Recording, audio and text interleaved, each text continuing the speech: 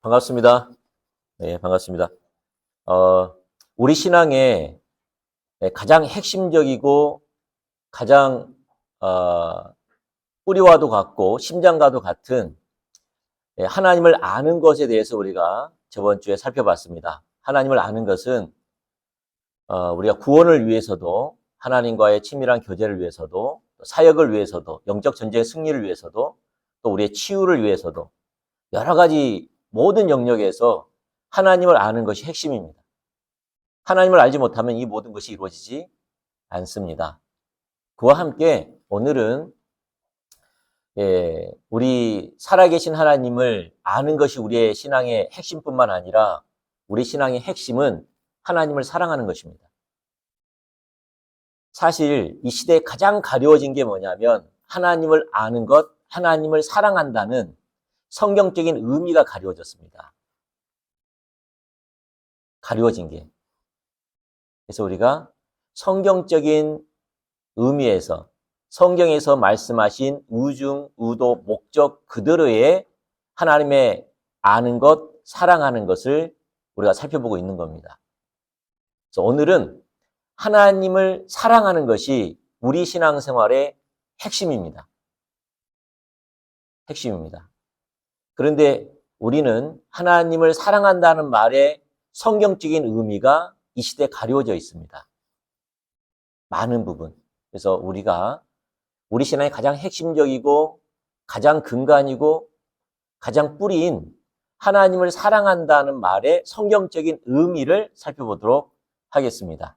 그래서 원래 구절은 이거예요. 마태복음 22장 37절, 38절 말씀입니다. 그래서 올리시면 되지. 같이 한번 읽어볼까요? 시작. 예수께서 이르시되 내 마음을 다하고 목숨을 다하고 뜻을 다하여 주 너희 하나님을 사랑하라 하셨으니 이것이 크고 첫째 되는 계명이요. 성경에 보면 우리 가운데 여러 가지 명령이 있죠. 땅끝까지 가서 복음을 전하라. 죽도록 충성하라. 우리가 헌신하라. 내가 남을 사랑하고 용서하라. 여러 가지 명령들이 있죠. 그 명령들 중에 가장 핵심적이고 가장 으뜸이고 가장 큰 계명이 뭐라고 말하고 있죠? 하나님을 사랑하라는 거지요. 성경 말씀에 가장 큰 계명 하나 딱 집어냈더니 그것이 하나님을 사랑하라는 거예요. 하나님을 사랑하라는 거죠. 이 사랑하는 것이 우리가 하나님을 위해서 하는 모든 것의 근간이고 기본입니다. 아멘. 여러분 만약에 사랑하는 아내가 임신을 했어요. 그런데 한밤중에 여보 나 딸기 먹고 싶어. 그럼 어떻게 하겠어요? 남자분들은? 모든 가게를 뒤져서 딸기를 사겠죠. 없으면 어떻게 해요? 산을 뒤지고 밭을 뒤지고 뒤져서 가져오겠지요. 그게 없으면 전국을 다니면서 구해서 오겠지요. 그게 기쁨이겠어요? 아니면 무거운 짐이겠어요? 기쁨이겠죠. 아내를 사랑하면. 근데 만약에 아내가 평상시에 밉고 사랑하는 마음도 사그라지고 그러는데 한밤중에 여보 나 딸기 먹고 싶어. 그럼 뭐라 하겠어요? 이 옆에 내가 이 밤중에 무슨 딸기야. 빨리 자. 그러지 않겠어요?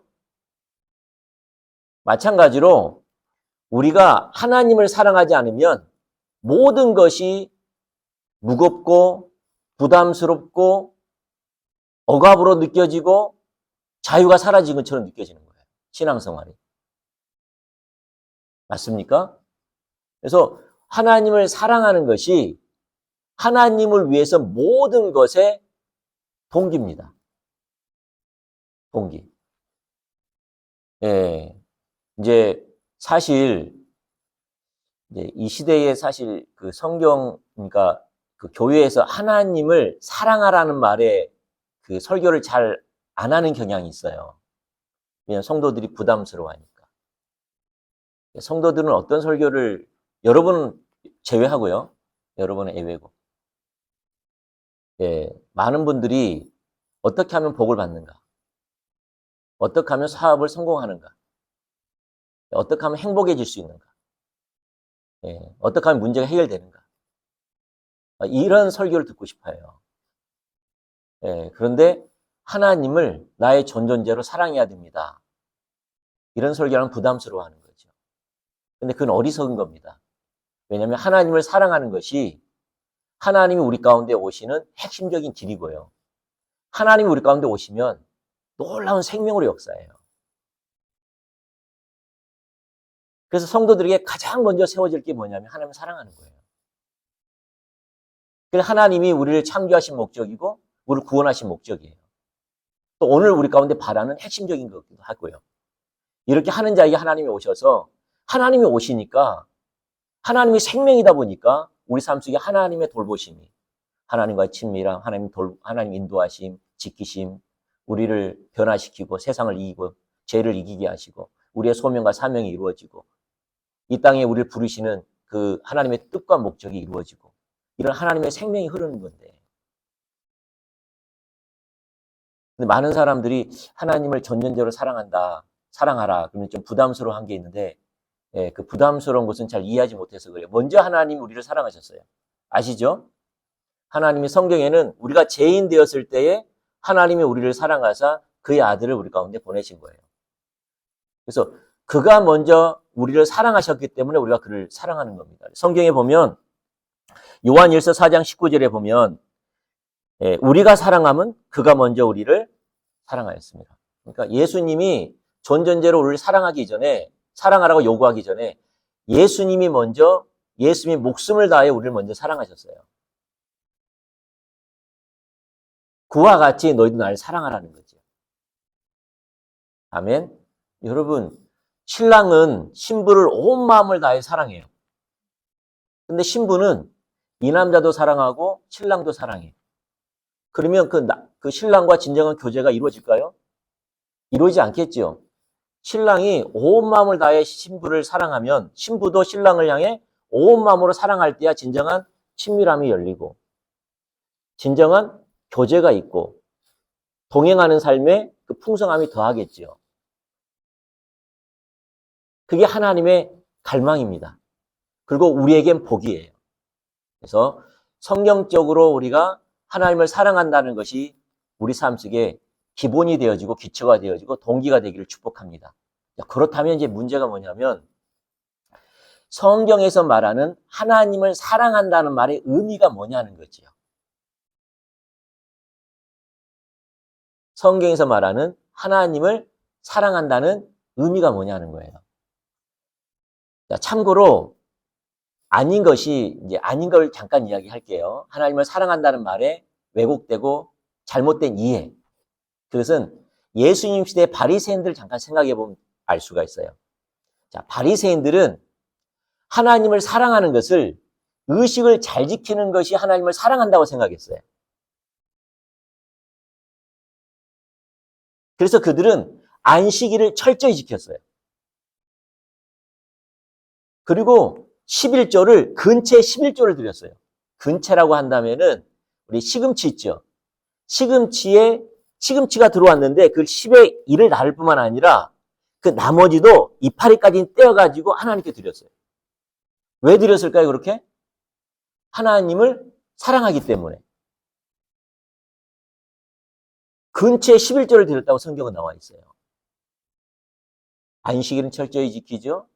근체 11조는 드리죠. 그 다음에 구제하지요. 기도하지요. 금식하지요. 전도하지요. 회당에서 가르치죠. 그들에게 하나님을 사랑한다고 사랑하냐 사랑하지 않냐고 물어보면 그들이 뭐라고 하겠어요? 사랑한다고 하겠죠. 도리어 사랑하냐 안 하냐고 물어보면 더 화를 내겠죠. 아니 사랑하지 않고야 어떻게 안식일을 철저히 지키며 근처에 11조를 드리며 그런 헌신과 희생을 할 뿐만 아니라 성경을 연구하고 성경을 가르치고 전도하고 구제하는데 힘쓰겠냐 이 말이죠. 근데 문제는 뭐죠? 예수님이 뭐라고 말씀하시죠? 너희 속에 하나님을 사랑함이 너희 속에 없음을 알았노라 이렇게 말하는 거죠. 문제가. 이것만 보면 의식을 잘하는 것이 하나님을 사랑한다는 말의 의미가 아니라는 것을 알 수가 있어요. 하나님을 의식을 아예 안 하는 것이 그러면은 합당하냐? 그 말이 전혀 아니에요. 그 말이 아니에요. 하나님을 사랑한다고 말하면서 의식까지 안 하면 그건 말라기 시대죠. 그러니까 하나님을 떠나도 한참 떠난 거죠. 그렇지만 의식을 잘하는 것이 하나님을 사랑한다는 말은 아니라는 거예요. 아니라는 거예요. 그렇다면 하나님을 사랑한다는 말의 의미가 뭐냐는 거죠. 세 가지를 살펴보겠습니다. 첫 번째는 하나님은 인격체입니다. 하나님 뭐라고요? 인격체입니다. 우리의 인격은 하나님께로부터 왔습니다. 여러분, 천지 만물을 하나님 말씀으로 창조하셨죠. 근데 누구만이 특별하게 창조했죠? 인간만. 어떻게 창조했습니까?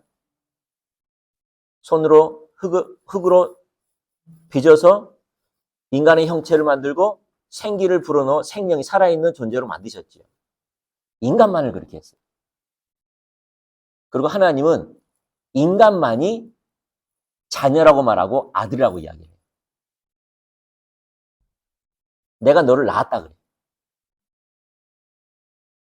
다시 말, 하나님은 우리와 인격체로 교제하시는 분이라는 거예요. 성경에 보면 구약부터 신약까지 보면 그들은 항상 하나님과 교제했어요. 누구는 한 명도 예외 없이. 아브라함, 모세, 요셉, 누가 됐든 예수님, 제자들 다 누가 교제했어요? 살아계신 인격체신 하나님과 교제했어요. 그래서 하나님을 사랑한다는 말은 하나님을 인격체로 아는 것이 첫 번째. 제가 34살 땐가 어떤 목사님하고 캄보디아에 선교를 간 적이 있어요. 캄보디아에. 그때 이제 선교사 같이 간 목사님의 친구분이 선교사님이었어요. 이분이 이제 한국에 대통령 오면 그분이 통역하시고 그런 분이세요. 유명한 분이세요. 그 사역에 가서 이제 섬기라고 간다고 같이 갔는데 점심 식사 시간에 같이 식사를 하면서 저보고 대표 기도를 시킨 거예요. 그래서 제가 대표 기도를 했죠. 그리고 숙소에 돌아왔어요. 돌아왔는데 그 목사님이 저한테 그 말을 하더라고요. 목사님은 하나님께 기도하지 않는 것 같아요. 그러더라고요. 목사님은 하나님께 기도하지 않는 것 같아요. 그 목사님은 참 훌륭한 분이세요. 진짜 성령을 따르는 삶을 살려고 하신 분이세요. 제가 굉장히 존경하는 목사님이시고 제가 리더처럼 여기는 그런 목사님이세요. 그 목사님이 저를 아끼고 사랑해서 말씀해 주신 거예요. 그래서 제가 생각해 보겠습니다. 그렇게 말씀해서 감사합니다 하고 내가 그 점심시간에 그 환경 가운데 다시 생각해 보고 내가 기도했던 걸 생각해 봤어요. 제가 하나님께 기도하지 않았고 하나님이 기뻐하는 기도를 하지 않았던 걸 보게 됐어요. 나는 단순하게 사람들에게 들으라고 기도했고 은혜를 끼치려고 기도했던 것을 보게 됐어요. 기도를 살아계신 인격체. 그분이 기뻐하는 기도를 하지 않았어요. 왜 그러냐? 그분을 인격체로 여기지 않는 거예요. 그분이 그걸 지적해 주신 거예요. 아까 우리 찬양했죠? 맞습니까? 찬양했는데 찬양을 누구께 드리는 거죠? 우리 하나님께 드리는 거죠. 그럼 이제 우리가 하나님께 찬양을 드리는데 찬양은 뭐냐면 그분을 높여드리고 그분을 인정해드리고 그분이 행하신 놀라운 일을 찬사를 드리고 그래서 그분이 기뻐하는 하나님의 행하심을 우리가 알아주고 그걸 높여드리니까 그분이 실제로 우리의 찬양을 통해서 기뻐 받으시는 것이 예배인데 같은 의미예요. 설교도 마찬가지예요. 저는 하나님이 아니에요. 저는 사람이지만은 누가 하나님이 우리를 주관하셔서 저의 입술을 통해서 전하게 하시고 그 말씀이 내게 들려지기를 간절히 사모하고 그러면서 듣는 거잖아요. 왜 그러냐면 하나님은 인격체, 눈에 보이지 않지만 인격체고 그분은 합당한 대우를 해드리고 그분과 인정해드리고 그분께 묻고 동행하는 삶이라는 거예요. 우리 신앙생활이. 아멘? 네, 그래서 하나님을 사랑한다고 하는 것은 막연하게 어딘가 계신 그 하나님께 그분이 기뻐하는 뭔가를 하는 게 아니라는 거예요. 우리가 하나님을 사랑할 때는 인격이신 그분을 사랑하는 거예요. 예를 들어서 여러분이 그 부부 있잖아요. 부부. 부부가 같은 한 이불에 자고 같이 밥을 먹고 같이 쇼핑을 하고 그런다 해서 친밀합니까?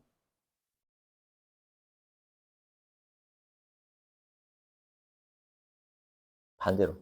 여러분이 기도 많이 하고 여러분이 새벽 기도하고 여러분이 철야를 하고 말씀 많이 보면 하나님과 친밀합니까?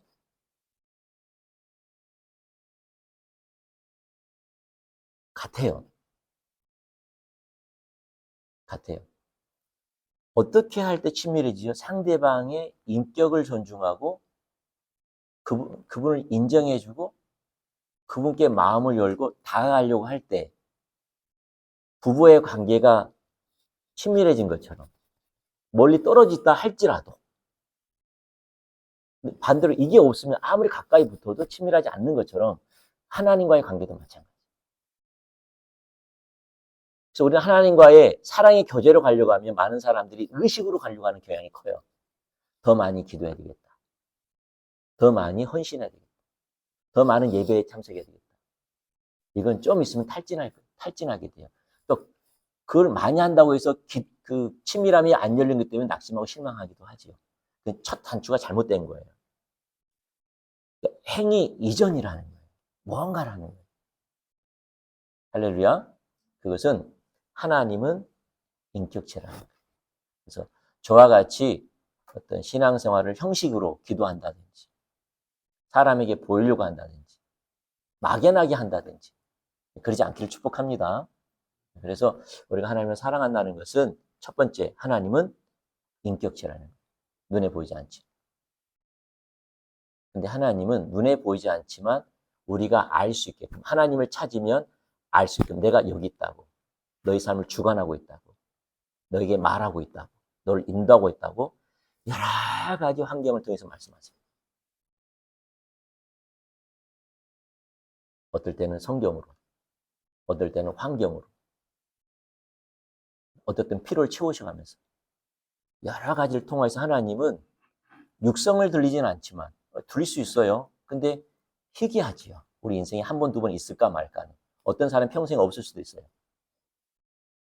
하나님은 말씀이니까 다시 말해서 음성을 들려주신 분이 들려보이시지만은 대부분 하나님께서 우리에게 깨닫게 하시죠. 성령을 통해서.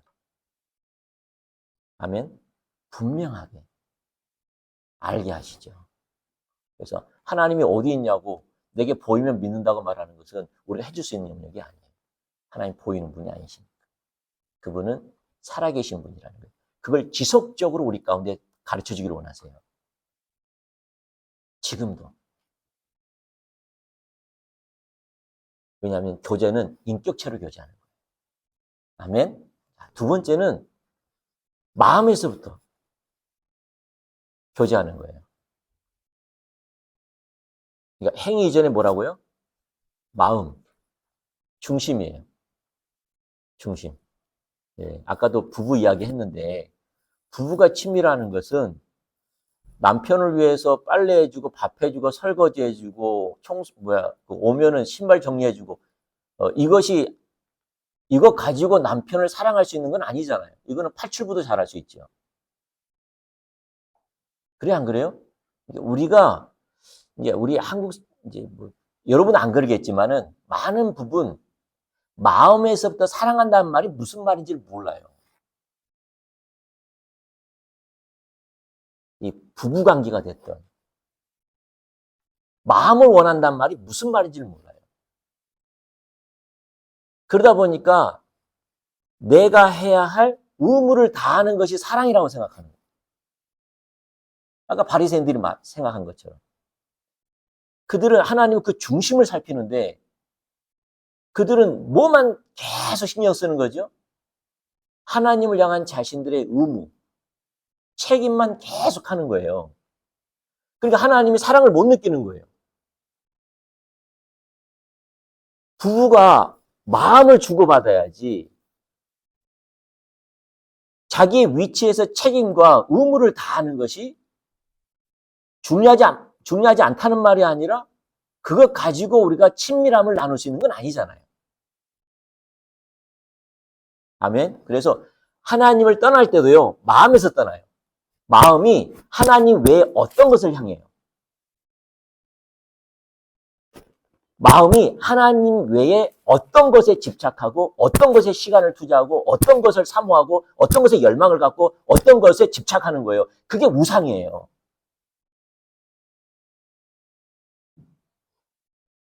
하나님께 돌아갈 때는 어디로 돌아가요? 마음으로 돌아가는 거예요. 중심으로 돌아가는 거예요. 할렐루야. 네. 이제 성경 여러 가지 말하면 좋지만 시간이 많이 가니까 제가 오늘 어떤 부분만 이야기하려고 합니다. 자, 이제 세 번째가 뭐냐면, 자, 우리 두 번째 했죠? 하나님을 사랑한다는 것은 첫 번째가 뭐예요? 인격체. 두 번째는 마음 중심이라는 거예요. 세 번째가 뭐냐면, 하나님이 나의 유일한 구세주요, 유일한 주인이요, 유일한 생명된 삶 가운데서만 가능합니다. 자 보세요. 써있나요? 안 써있구나. 자, 안 쓰시면 잘 보시면 됩니다. 자, 보세요. 자, 이제 이게 핵심이에요. 자, 하나님만이 우리의 유일한 구세주요, 유일한 주요, 유일한 생명입니다. 이건 당연합니다. 당연한 거예요. 잘 보세요. 왜 당연하다면 우리가 구원받지 않았을 때는 어떤 삶을 살았죠? 구원받지 않았을 때는 우리는 사단을 섬긴 적은 없어요. 그런데 육체 욕심대로 따라가는 것이 사단을 따르는 삶이라고 성경은 에베소서 이야기하고 있어요. 아멘. 세상 주관자들을 따르는 삶이에요. 육신의 욕심대로 따르는 삶이. 맞습니까? 그게 죄예요. 죄. 그래서 하나님이 우리를 어떻게 구원하셨죠? 육신대로 살 것이 아니라 주인을 바꿨죠. 옛날에 누가 주인이었어요? 내가 주인이었는데 이제는 예수님이 내 안에 주인으로 오셔가지고 주인이 바꿔버린 사건이 구원이에요. 맞습니까? 그러니까 요새 이제 성경 공부하면, 그러니까 구원에 대해서 설교하면은 좀 명확하게 해야 되겠더라고요. 정말 명확하게 해야 돼요. 왜냐하면 많은 사람들이 다시 말해서 회개는 했지만은 구원을 받지 못하는 게 많아요. 그게 무슨 말이다 하면요. 여러분, 우리 창조의 목적에서 벗어나는 게 죄예요. 인간을 창조하신 목적이 있죠. 목적이 뭡니까? 태초에 하나님이 천지를 창조하시니라. 하나님이 모든 것의 주관자세요. 우리는 피조물이에요. 누굴 위해 창조됐어요? 하나님을 위해서 창조되었어요. 하나님의 영광을 위해 살아가는 것이 피조물의 본분이에요. 맞습니까? 그리고 하나님 우리를 창조하시되 아담과 하와를 창조한 것처럼 가족으로 창조했고 모든 것을 다스리고 지키게 하라고 말한 것처럼 하나님의 뜻에 순종하는 삶을 위해서 창조되었어요. 이게 하나님을 위해서, 하나님 목적을 위해서, 하나님 중심으로 하나님의 영광을 위해 창조된 거예요. 근데 이 삶을 벗어난 게 죄예요. 이게 상징적으로 선악과지요. 선악과 하나 따먹었다고 문제가 아니라 선악과는 이걸 상징하는 거예요.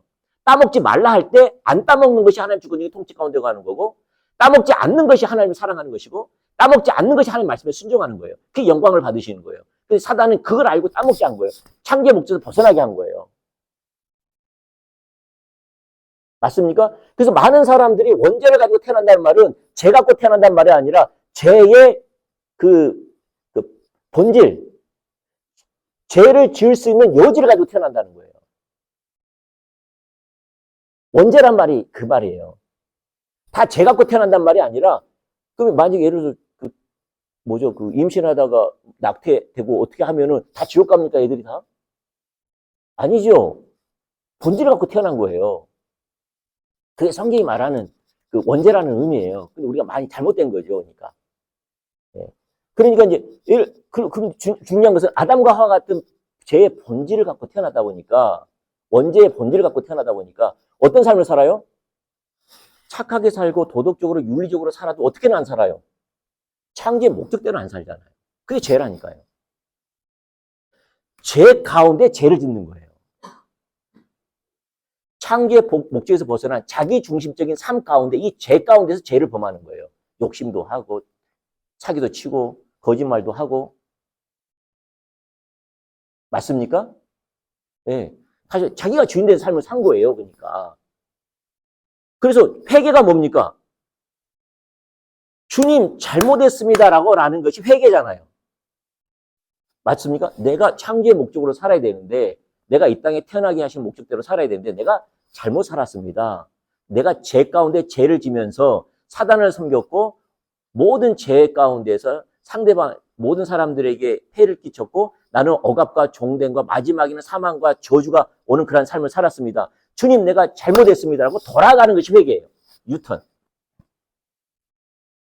맞습니까? 돌아가려고 했더니 뭐가 문제인 거예요? 하나님의 통치 가운데 가려고 했더니 뭐가 문제예요? 죄가 문제예요. 왜요? 하나님 나라는 죄가 없고 하나님은 죄가 없으니까 죄 가지고는 교제가 안 되고 하나님의 통치에 못 들어가는 거예요. 이 죄를 하나님이 해결하기 위해서 예수님을 보내신 거예요. 맞습니까? 예수님이 우리 죄를 지고 십자가에 죽으시고 우리 부활하셨어요. 믿는다는 것은 그 십자가에서 우리 죄를 지시고 십자가에 달리신 그 예수님의 실체, 그 복음의 실체가 성령의 조명으로 깨달아진 거예요. 그 사실의 그 의미가 깨달아진 거예요. 나는 죄인이었구나. 죄가 없으신 하나님의 아들 예수님 나를 위해서 죽으셨구나. 그 큰 은혜와 그 감격으로 감사와 눈물이 쏟아지고. 맞습니까? 그러므로 우리는 어떻게 해야죠? 다시 창조의 목적으로 돌아가는 것이 구원이고 회복이에요. 그래서 창조의 목적으로 어떻게 돌아갑니까? 다시 예수님이 나의 주인으로. 내 삶의 통치자로. 그분의 나라가 우리 가운데 임했죠. 하나님 나라는 여기 있다 저기 있다 말하지 말고 너희 안에 있는 하나님의 주권적인 통치가 우리 가운데 다시 임했죠. 예수님이 우리 가운데 주인된 삶으로. 그래서 우리는 포도나무의 삶, 양과 목자의 삶처럼 예수님이 우리를 다스리시고 예수님과 교제 가운데서 예수님 말씀하시면 따라가는 삶. 이게 창조의 목적, 구원의 목적이 다시 회복된 거예요. 맞습니까? 그러니까 당연히 누가 구원자예요? 유일한 한 분. 하나님 그분만이 구원자예요. 누구만이 주인이죠? 예수님 한 분. 그분만이 유일한 주인이에요, 내 삶에. 누가 나의 생명이에요? 이제부터는. 옛날에는 돈이 있으면 행복했고 명예가 내가 원하는 목적, 내 야망이 성취되면 행복이었는데 이제는 예수 믿고 나서는 그걸 생명으로 여기지 않아요. 이게 아무리 있는들 공허하고 채워지지 않고 살아있지만 산 것처럼 안 느껴지는 게 구원받는 사람의 특징이잖아요. 다시 말해 예수님 자신이 나의 생명인 거예요. 할렐루야. 문제는 뭐냐? 사단은 이 자리에서 이 자리로 다시 가게 한다는 거예요. 우리 가치관을 공격해서. 우리 옛사람을 공격해서. 그래서 예수님만이 유일한 구세주요. 예수님만이 내 삶의 유일한 주인이요. 예수님만이 내 삶의 생명이라는 사실을 사단이 다른 것을 집어넣는다는 거예요. 예수 믿는 사람들. 그게 영적 공격이에요.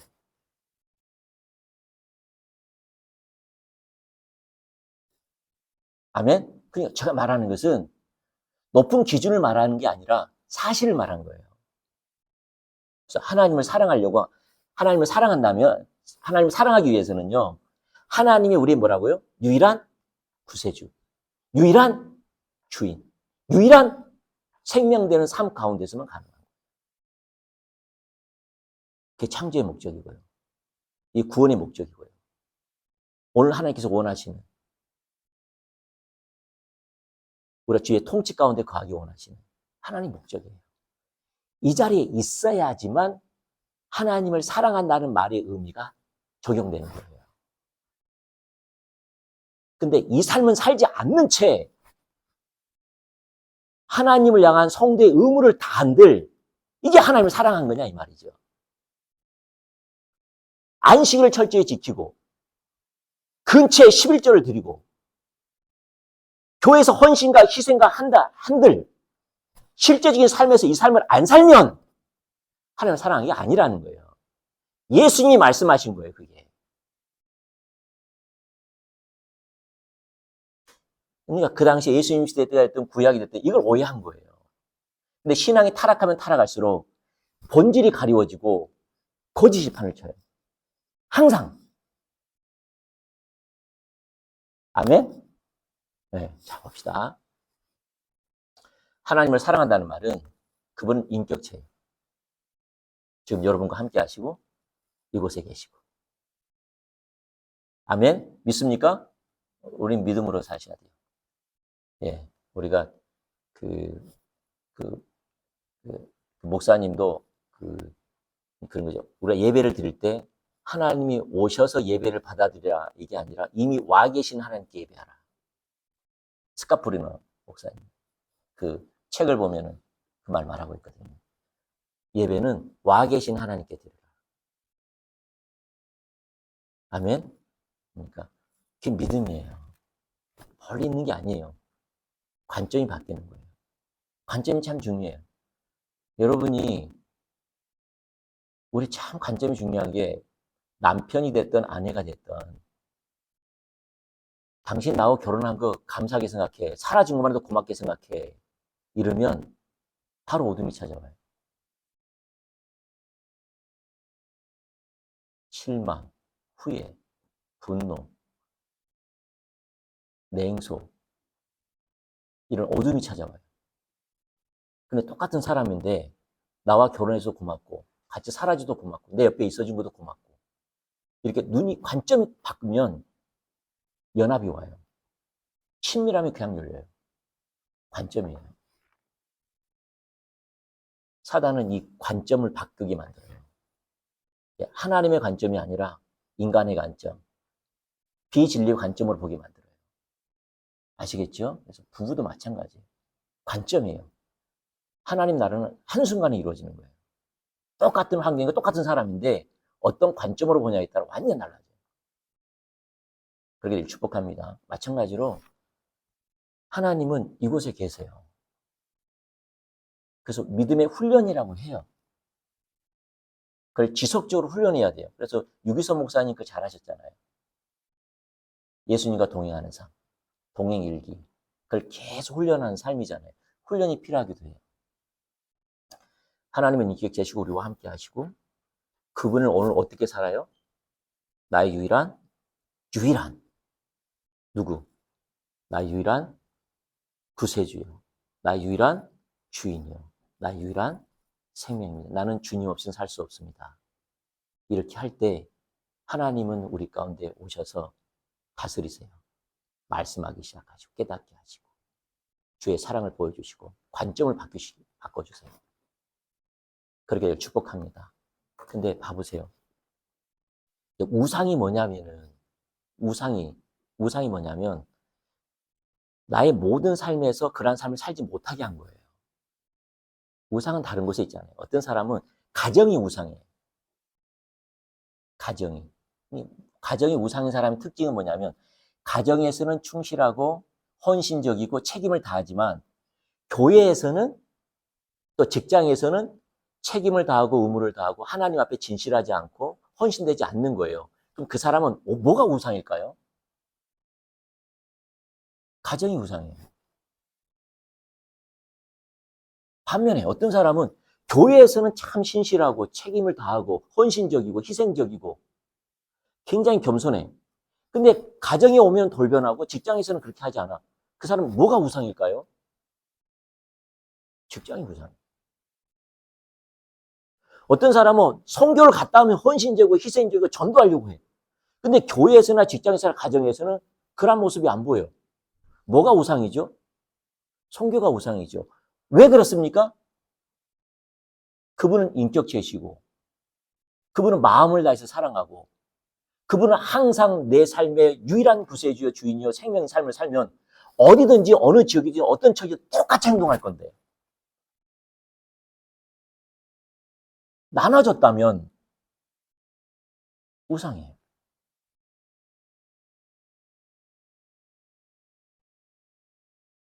예수님은 그걸 보고 이야기하는 거예요. 그 우상이에요. 그걸 외식이라고 가식이라고 해요. 그리고 예수님이 그 바리새인들을 회칠한 무덤이라 그들은 항상 그랬거든요. 그들은 회칠한 무덤이에요. 그렇지 않기를 축복합니다. 오늘은 여기까지 하겠습니다.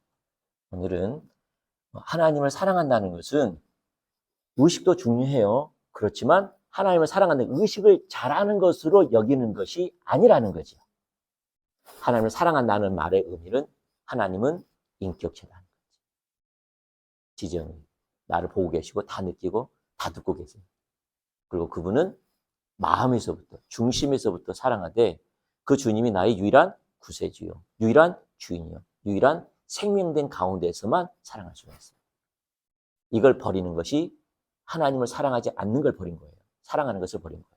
성경은 그런 관점이에요. 우리 그 자리로 돌아가길 축복합니다. 근데 우리는 100% 그럴 수 있을까요? 없을까요? 없어요. 안 그렇습니까?